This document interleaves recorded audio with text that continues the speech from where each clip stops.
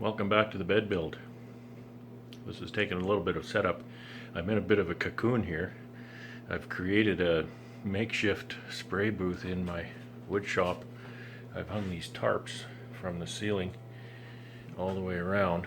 They're not connected right now. I need to do them up when I go to spray, but you can see that I have tarps all the way around here.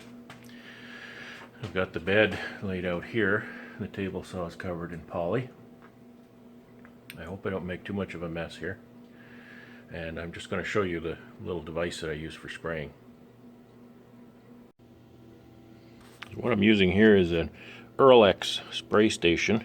Now, spray station doesn't mean anything. There's many models of these Earl-X units. What I have here is an HV 3500. It's a pretty good little unit. You can see on the bottom there's an air intake. I should maybe clean that.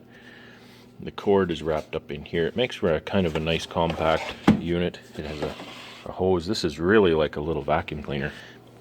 And this is this power switch here. And the hose connects in here once you take the hose out of storage here. This is what they call a high volume, low pressure spray system.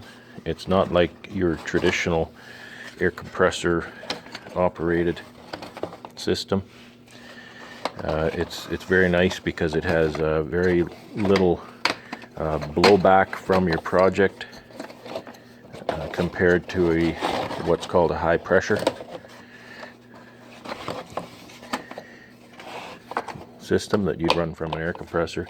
So again, just a little vacuum cleaner thing. Plugs in there. That end goes in the spray gun, plugs in, and it screams like crazy. It's very loud. So here's you can tell I've used this a lot. It's not supposed to be colored like this. I've sprayed a lot of beehive boxes. So here's the spray gun. It goes on this jug like that. And what happens here is, one of the reasons I really like this is very easy to disassemble and clean. I haven't even done this for a couple of years. See, there's the nozzle. And I don't know that I can do it with one hand, but you put that little guy in there. You use the little tool to screw it in.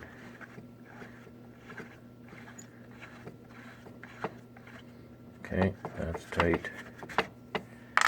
And then you put the little nozzle tip on there.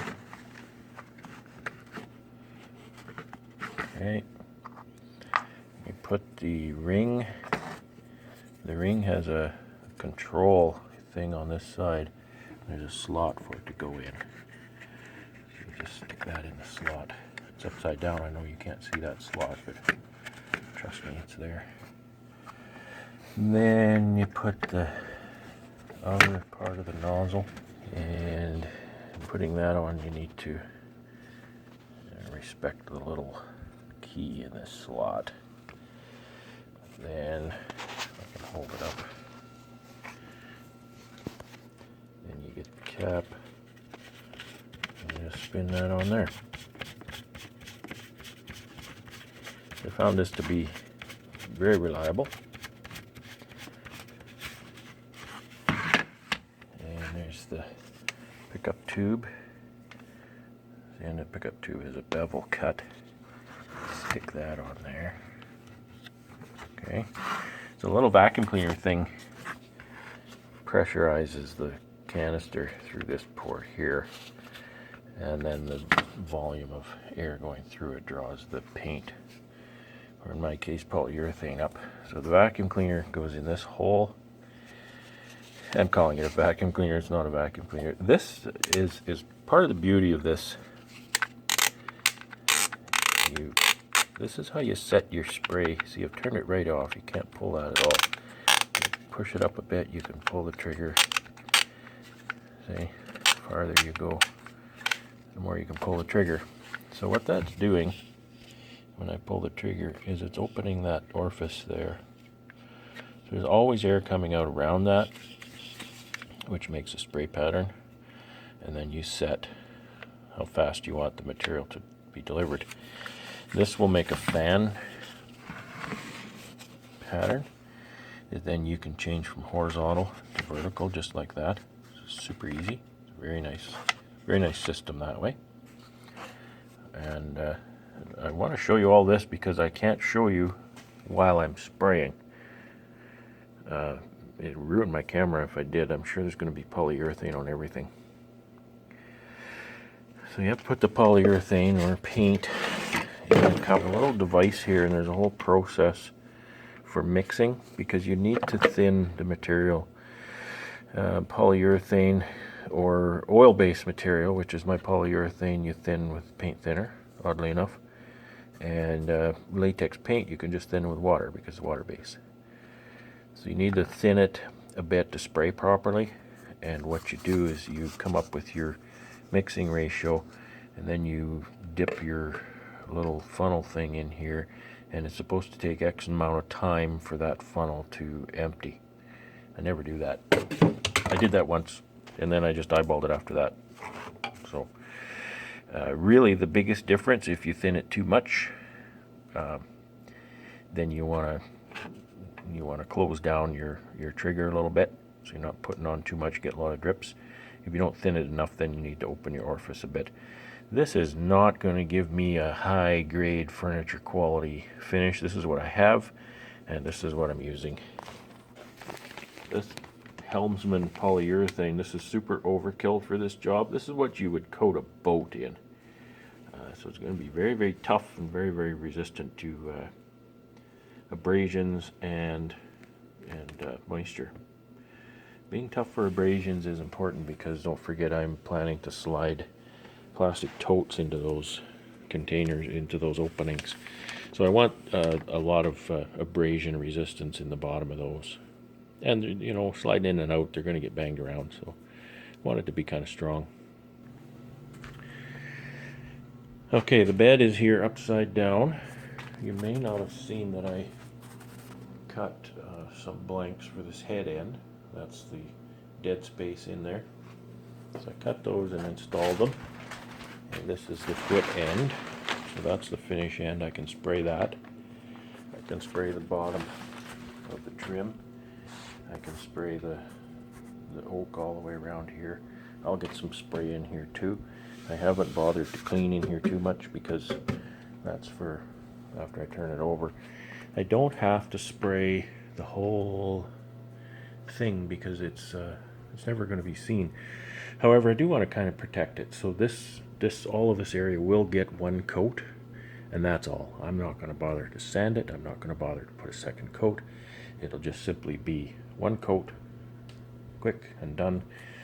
I've propped my base up on these little triangles. These little plastic triangles, you know, they're really great. They hold a lot of weight. I'm surprised how much they hold. So what I can do is then I'll spray here, and my spray will go under here, and that's really all I need. And then I can spray this pedestal at the same time, and then I'll just spray in here. So that's about the size of it. I'm almost ready to spray here. I need to do up my tarps some more and get to it. This is not ideal at all. I don't know how this is going to work. I have respirator and whatnot, so hopefully it'll work okay, but it's just something that, you know, should have a different setup for it. So it's going to be difficult, and I hope the end result is going to be acceptable. You know, who knows? I'll get the Erlex going and I'll run it for you so you kind of see how it goes, but I'm not going to spray with the camera in here. Alright, I've got the cord out, plugged in. If there's a couple of complaints about this unit that I would have, it's that the hose isn't very long and the cord isn't even very long. So I may end up, actually I have an extension cord here I'm going to use for this because I have a big workpiece here to get around. I'll just run this so you can hear it. Oddly enough, the power switch is what I would call upside down, so you go push it down to turn it on. Well, one nice little feature, there's a hole in the top here. When you're spraying, you can rest your spray gun there. You know, it doesn't sit well on a flat surface because the handle is longer than the little materials container. Okay, here we go.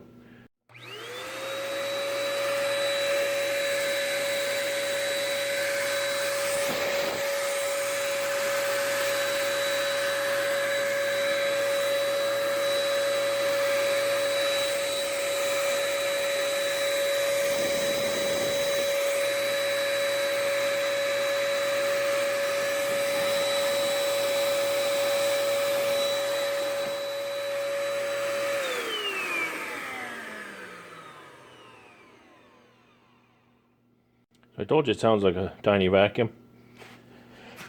So the air is constant. The air comes out of there constant. The only control you have is the paint metering system. So like I said, it works quite well. I want to show you this 3M mask that I'm going to use for this paint job. I've got some, they're just dust filters. P100 dust filters. They're not the Chinese kind. The Chinese kinds have CR or CN after the 2097. This is what I use for my oxalic acid vapor treatments. These are the cartridges I use for that. These are the same, by the way. However, this one has a dust particulate filter before the organic acid filter, whereas this one I don't believe has that. I think that's the difference between those two. However, what I wanted to show you was, people ask, well, does it fog up? Well, it doesn't, and this is the reason. When you breathe in and the air comes through the filter into the unit, it passes through a space between here and the nose piece. That's a one-way valve. And so you're constantly bringing in dry, fresh air in to refresh what's around your face, your eyes. And that's why it doesn't fog up. And then when you exhale, this one-way valve closes, and the one-way valve inside here, a little flapper, opens and your breath comes out down there. I read a forum recently, somebody said, oh yeah, I use that mask for COVID protection. And certainly enough, if you use the proper filters, which this filter would probably do quite a bit for that. However, it's not an N95, it's a P100. You can get an N95 for this though. But regardless, this may protect you from something like COVID, but it's not going to protect anybody else if you have an infection, because your expiration breath, they call it, comes straight out into the atmosphere. It does not get filtered at all. So that is, only half the job for COVID protection, but that's trivia. I would never use this for COVID protection. You look like a spaceman walking around or something. People might get scared. So this is 6900 series. This is 6900 series.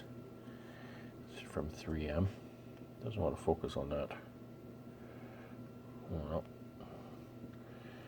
and this is a 69, I think 09, because it's the large. They have different numbers for the different sizes. So that's what I'm going to be using for that.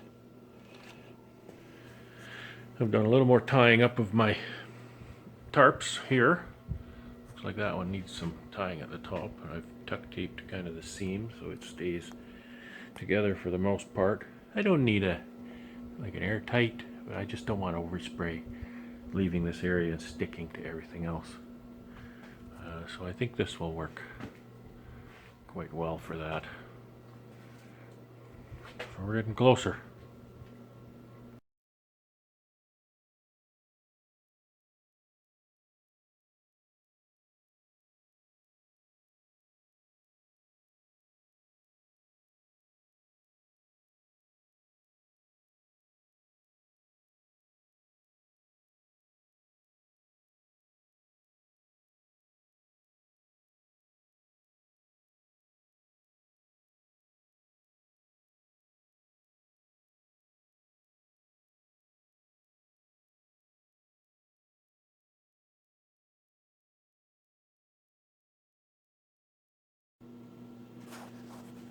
here's the results of my spray.